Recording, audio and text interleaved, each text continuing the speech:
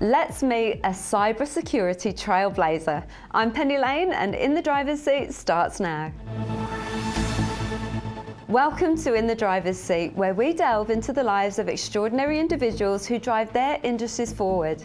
In this episode, we're joined by renowned cybersecurity expert, author, and journalist Craig Ford, who's also the Executive Director of Cyber Unicorns. Hi, Craig. Hi, Penny. It's great to be here. Thanks so much for coming on. I've been really looking forward to chatting to you, actually. Me too. And you were telling me that you come from a family of 7 children, but yet you were raised by your dad alone. Your dad did it on his own since you were 4. Yes. Tell me a little bit about what childhood was like for you growing up. I think it was pretty good. Like, I can't complain. Like, my mum and dad, they sort of split the kids down the middle, and sort of a few of us went with my dad and a few went with my mum. It was, he was a mechanic father, so he was, we were fed and clothed and things like that. It was still a reasonably good childhood. I bet. Yeah, no complaints. Oh, that's good. And you said to me before that when you were at school, you struggled a little bit at school and to go on to be an author as well. So tell me a little bit about what school was like for you.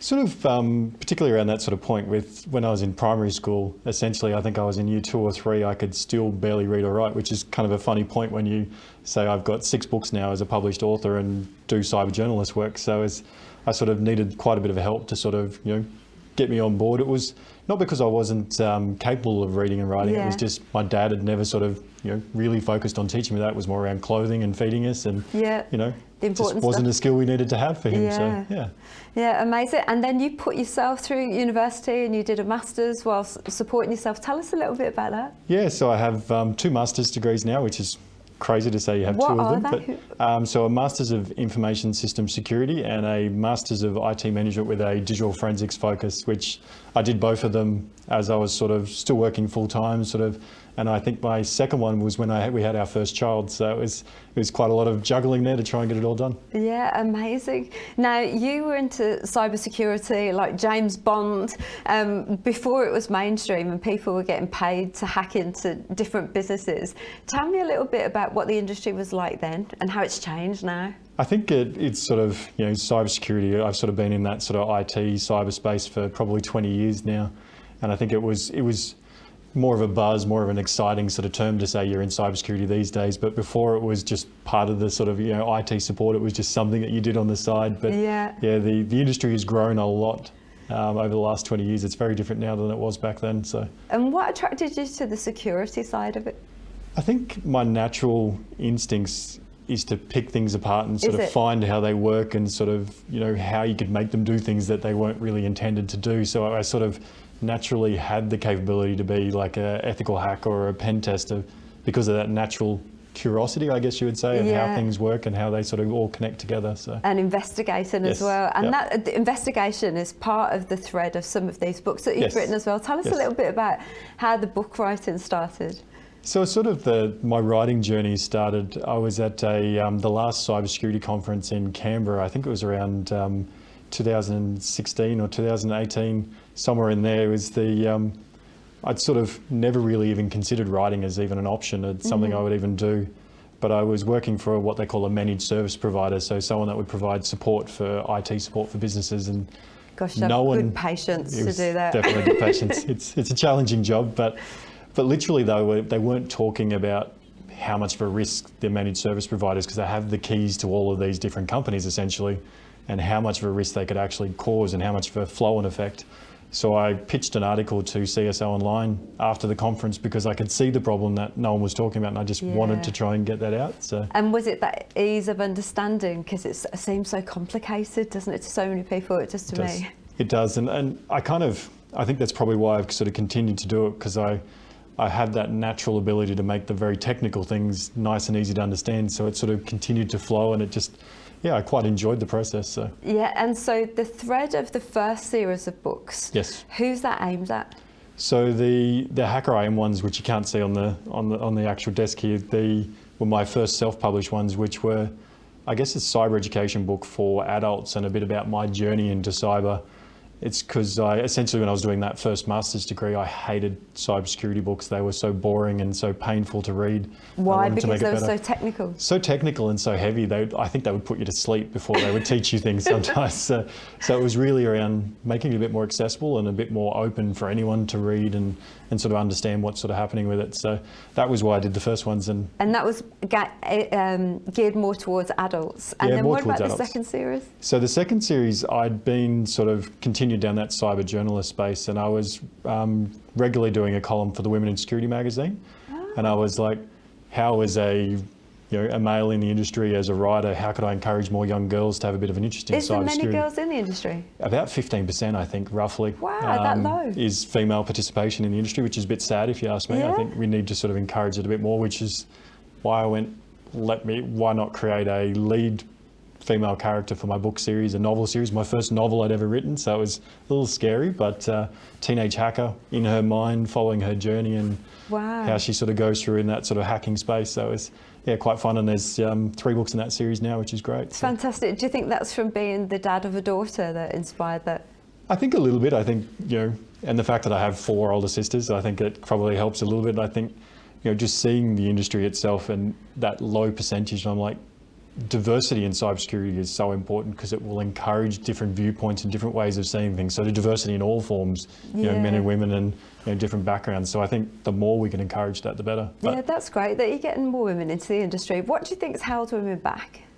I think it's still seen as a bit of a boys' club, which is a little bit sad. And it's slowly changing over time. Yeah. I think probably the last 5 years is much better than it has been. I think we're still making a little bit of progress. I think it is getting better, but I think things like the book and seeing more people. I think you need to have more role models in the industry of people seeing cool female hackers and things like that. Some people in the industry so they can go, oh, I want to be like her. And I think that's what we need more of. A few good role models, and we'll get a few more girls coming in, which is great. So. Brilliant. You're inspiring a lot of people. Who've been your inspirations? I think my dad probably is my biggest one. I think it always kind of comes to me, the whole thing of, you fall over, you sort of scratch your knee and you sort of just brush it off and get back up. It was always sort of the mentality he sort of gave me growing up. Yeah. And I think I always keep that and sort of keep pushing and find the problems and just keep working to solve them. So. Yeah, that's awesome. What's been the biggest challenges for you? I think probably the biggest challenge, cybersecurity is a really hard industry to get in and sort of create that sort of brand and that sort of mark. And I think, and probably when I sort of first started making that entry, there was a lot of egos in cybersecurity. That's a little bit better now. Like it's a little bit more open and a bit more forgiving. But yeah, you had to be one of the crew, I guess, the cybersecurity people to sort of let you in that inner circle. But yeah, it's starting to change now a bit. Because you were recruited to set up this special blue team, wasn't you? Yes. Well before it was mainstream. Tell me a little bit about how that started. So it's sort of, I knew my sort of interest and fascination in the cyberspace, so I'd been doing the education and training and sort of teaching myself, and then I sort of got a tap on the shoulder from the managed service provider to come in and go, can you help me build this blue team and sort of that defensive team to sort of help protect their businesses that they support. So it was quite fun actually. It was a bit of a surprise because I'd been trying to get into the industry for probably 2 years before that, but could never make the jump. So it was pure luck and perfect timing, I think, that sort of gave me that push into the direction I needed. But. Brilliant. And the last book in your series, I know you're writing another one at the moment. This is the one that I'm really interested to read with my 10-year-old.